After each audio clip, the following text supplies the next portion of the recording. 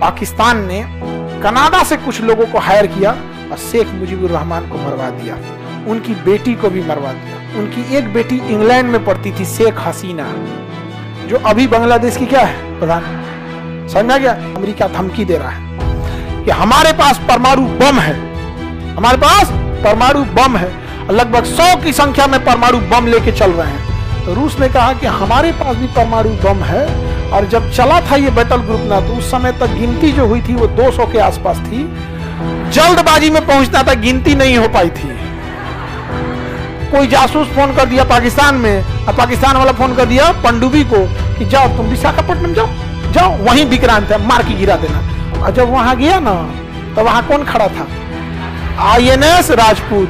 मारा INS राजपूत, उधिया गया PNS गाजी। पाकिस्तानियों ने कहा कि अगर हम विक्रांत मार के गिरा दिए ना, अगर डुबा दिए, तो पाकिस्तान इंडियन नौसेना का पूरा मनोबल गिर जाएगा। और यह हकीकत है, अगर विक्रांत गिर गया तो सब कुछ खत्म। यहाँ विक्रांत मार के धज्जी उड़ा दिया इन लोग का, यहाँ पे विक्रांत। और यहाँ पर पाकिस्तान के 93,000 सैनिकों ने सरेंडर कर दिया।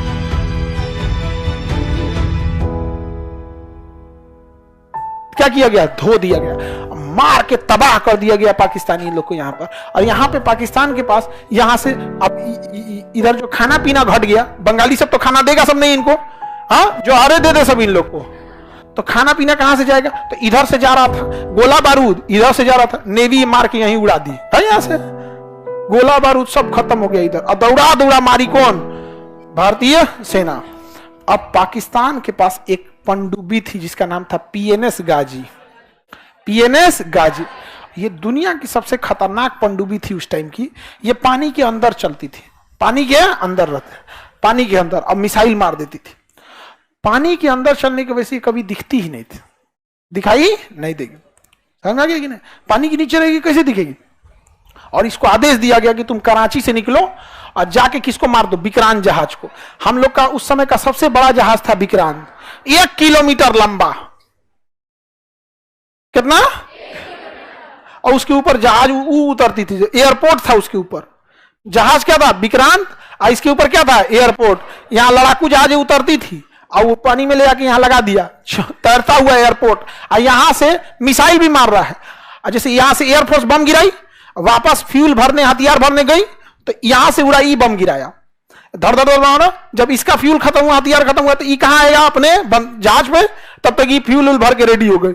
बांग्लादेशी को यार टाइम तो दिया करो यार, भागने का भी टाइम नहीं देता। तो पाकिस्तानियों ने कहा कि अगर हम विक्रांत मार के गिरा दिए ना, अगर डुबा दिए, तो पाकिस्तान इंडियन नौसेना का पूरा मनोबल गिर जाएगा। और यह हकीकत है, अगर विक्रांत गिर गया तो सब कुछ खत्म, क्योंकि सबसे शक्तिशाली जंगी बेड़ा वही था। और विक्रांत को अगर कोई मार सकता था तो PNS गाजी मार सकता था। और चल दिया PNS गाजी। जब चला था तभी दिखा था, यहां से पानी में अंदर घुस गया, पता नहीं चला कहां है कहां नहीं है यहाँ पे। अब क्या किया जाए? तो PNS गाजी को अंडमान निकोबार में छुपा दिया गया। उसको साइलेंटली कहां भेज दिया गया? अंडमान निकोबार। विक्रांत को, गाजी को नहीं, विक्रांत को छुपा दिया गया। लेकिन यहां दिमाग लगाया नौसेना ने। उसने विशाखापट्टनम बंदरगाह पर क्या किया? हल्ला फैला दिया कि विक्रांत आ रहा है। कौन आ रहा है? विक्रांत। जबकि विक्रांत कहां था? हल्ला कर दिया गया विक्रांत कहां आ रहा है? विशाखापट्टनम। क्यों आ रहा है? तो फ्यूल भरेगा, खाना पीना भरेगा। अब विक्रांत पे 5,000 सैनिक तैनात थे, तो 5,000 के आदमी डेली 3 टाइम खाना खाएगा, यानी एक दिन में 15,000 आदमी खाना खाएगा। और अगर वो 1 महीना का खाना एक बार में भरता है, तो एक दिन में अगर 15,000 का खाना, तो 1.5 लाख लोगों का खाना रखेगा। समझ रहे हैं? 1.5 लाख कौन चीज? तो उसको सामानों भी चाहिए बहुत ज्यादा, आटा, चावल, चीनी, ये सब चीज। तो हल्ला विक्रांत में जितना विशाखापट्टनम में जो भी थे लोग ना, दुकानदार, सबको ऑर्डर दिया गया। नौसेना जाके विक्रांत आ रहा है, ये चाहिए, या आलू चाहिए 40 ट्रक आलू, 2 ट्रक अंडा, फल चाहिए, ये चाहिए। पूरा हल्ला हो गया विशाखापट्टनम में, मंडी लग गई। विक्रांत में जाएगा, विक्रांत में जाएगा। वहां कोनो जासूस फोन कर दिया पाकिस्तान में, विक्रांत आ रहा है। कौन आ रहा है? विक्रांत। अच्छा, PNS गाजी को मारने की क्षमता अगर किसी में थी तो INS राजपूत में थी। एक जहाज थी जिसका नाम था INS राजपूत, और INS जहाज राजपूत खराब हो गया था, उसकी इंजन में कुछ गड़बड़ी आ गई थी, और उसके बनने के लिए उसे रखा गया था कहां पर? विशाखापट्टनम। तो सोचिए, INS राजपूत तो जा नहीं सकता था, कहां रखा हुआ था? विशाखा। अब बुला लिया गया PNS गाजी को, कहां? विशाखा। कोई जासूस फोन कर दिया पाकिस्तान में, और पाकिस्तान वाला फोन कर दिया पनडुब्बी को कि जाओ तुम विशाखापट्टनम जाओ, जाओ वहीं विक्रांत है, मार के गिरा देना। और जब वहां गया ना तो वहां कौन खड़ा था? INS राजपूत। मारा INS राजपूत, उधिया गया PNS गाजी। PNS गाजी डूब गया। अमेरिका इतना गरियाया पाकिस्तान को कि तो हमारा इज्जत तो उतार दिया रे चोट्टा कहीं का। ये पनडुब्बी कैसे हरवा दिया वहां, पता नहीं कैसे मार दिया। विक्रांत मिलवे नहीं किया यहाँ पे। अब यहां से निकला विक्रांत और फुल फ्लेजेड धोया, और यहाँ एयरफोर्स वगैरह धो दी यहाँ पर। अब पाकिस्तान किसको बोला? अमेरिका को कि हमरा जान प्राण बचा लीजिए। बहुत इज्जत का सवाल है। अगर ये बच गया ना, ये जगह हम आपको सैन्य अड्डा के लिए दे देंगे। आप यहां से चाइना को कंट्रोल कीजिएगा, भारत को कंट्रोल कीजिएगा यहां पर। तो वहां से कौन चल दिया? अमेरिका। कहा कि बेशक हम आएंगे तुम्हें बचाने के लिए। तो यहां से कौन चल दिया? अमेरिका। ये है कौन? पाकिस्तान। और ये यहां लड़ाई चल रही है बांग्लादेश में, और यहां हम लोग का कौन खड़ा है? विक्रांत।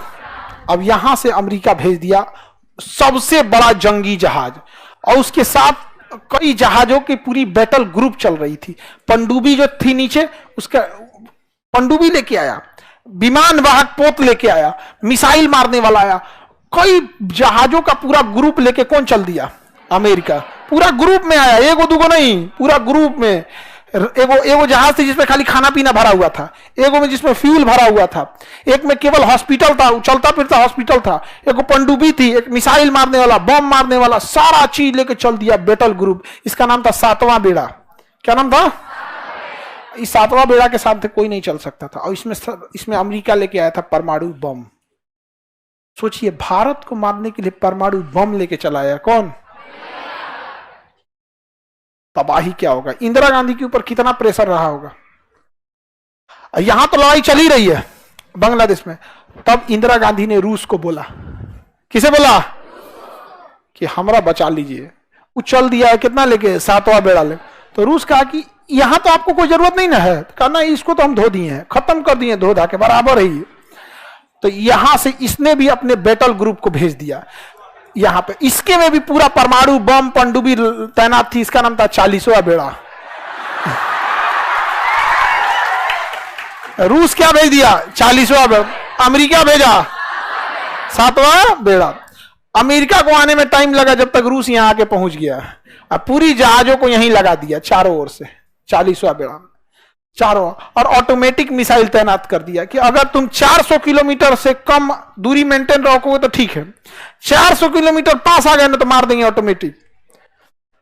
और जितनी पनडुब्बी लेके आया था ना ये रूस, सारी पनडुब्बियों को ऊपर कर दिया रेडी टू फायर मोड में।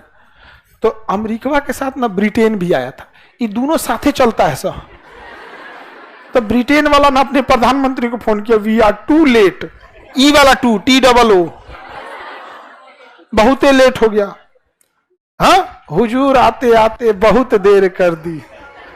वो गाना है ना, हाँ, बेचारा पाकिस्तान गाना गा रहा है, हुजूर आते आते बहुत देर कर दी।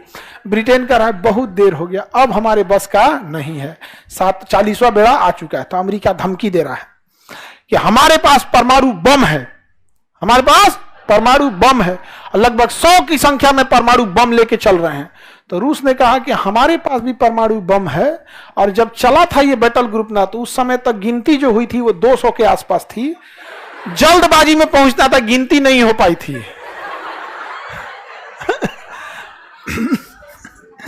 अब यहां आ गया कौन? 7वां बेड़ा। कौन आ गया? 7वां। और यहीं से कह रहा है, भारत तुम लड़ाई रोक दो, भारत तुम लड़ाई रोक दो। और यहां विक्रांत मार के धज्जी उड़ा दिया इन लोग का यहां पे विक्रांत। और यहां पर पाकिस्तान के 93,000 सैनिकों ने सरेंडर कर दिया। 93,000 पाकिस्तानी ने सरेंडर किया। हम नहीं लड़ पाएंगे। जब सेना सरेंडर करती है ना, तो अपना स्टार हटा देती है, टोपी उतार देगी, बेल्ट हटा देगी, और हथियार को जमीन पे रखेगी। हथियार को जमीन पे रखे, यह सरेंडर का होता है। 93,000 फौजियों ने सरेंडर किया था। बाप बाप होता है। याद कीजिए, उसी लड़ाई में यहां हमारे 120 सैनिकों ने सरेंडर नहीं किया। ये चुट्टा 93,000 सरेंडर किया। Guinness book of world record में है। पूरी दुनिया में सबसे बड़ा सरेंडर जो किया, किसने किया? पाकिस्तान ने सरेंडर किया, पूरी दुनिया में सबसे ज्यादा। और यहाँ रूस किसको संभाल लिया?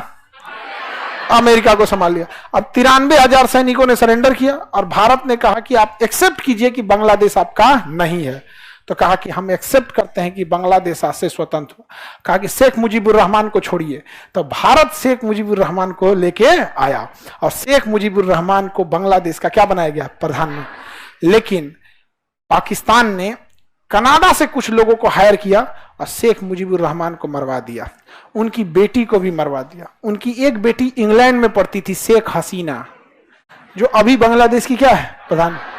समझा गया? इसलिए जस्टिन ट्रूडो जब आए थे ना, अब भारत पे आरोप लगा रहे थे, तो शेख हसीना ने भी बांग्लादेश को बोला था और कनाडा को कि चट्टा कहीं क्या बोलता है, हमारे पिता के असिस्नेशन में कनाडा का हाथ था। समझा गया कि नहीं आ गया? यहाँ पे तो उधर निर्माण किसका हुआ? पाकिस्तान। लेकिन अमेरिका इतना दबाव बनाया भारत पर, और रूस ने भी दबाव बनाया कि भाई हमारा 40वां बेड़ा जल्दी खाली करो, हमरा औरों जगह लड़ाई लड़ने जाना है, समेटो यहाँ पे। तब तक मानेकशॉ इंदिरा गांधी से कह रहे थे कि इधरों का कब्जा करिए लेते हैं, इधर भी कब्जा कर ही लेते हैं। लेकिन पॉलिटिकल प्रेशर इंदिरा गांधी पे ज्यादा था, क्योंकि अगर रूस अपना 40वां बेड़ा हटा लेता तो फिर अमेरिका चढ़ जाता। तो फिर वही हुआ कि हम इन 93,000 को लौटा देंगे। और शिमला सम्मेलन हुआ कि भारत और पाकिस्तान किसी भी विवाद को आपस में बैठ के सुलझाएगा, ना यूएनओ में जाएगा ना अमेरिका में जाएगा, शिमला समझौता में। इसीलिए जब भी पाकिस्तान यूएनओ में जाता है कि कश्मीर में जन्नत संग्रह करा दीजिए, कश्मीर के लोगों से पूछ दीजिए, तो भारत कहता है कि सब पहले साइड कीजिए। ये देखिए, ये चोट्टा 1972 में साइन किया है शिमला समझौता कि हम दोनों आपस में बैठ के बात करेंगे। कहिए कि चले दिल्ली बिरयानी खिलाएंगे, इसको बैठ के बात करते हैं।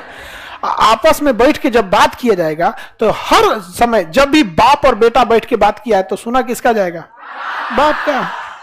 समझ आ गया कि नहीं आ गया? यहाँ पे तो पाकिस्तान का हाल हो गया, बांग्लादेश क्या हो गया? स्वतंत्र हो गया। ये बताइए, बांग्लादेश को स्वतंत्र करने के लिए सबसे बड़ा बुनियाद तो पाकिस्तान ने डाला था। इस तरह से भेदभाव होता है जी। मतलब तुम्हारे देश के लोग थोड़े से अलग दिखने में हो गए, भाषा अलग हो गई तो तुम उसको। अब आप सोचिए, ये पाकिस्तानी जब अपने देश के आवाम के नहीं हुए तो हमारे होंगे?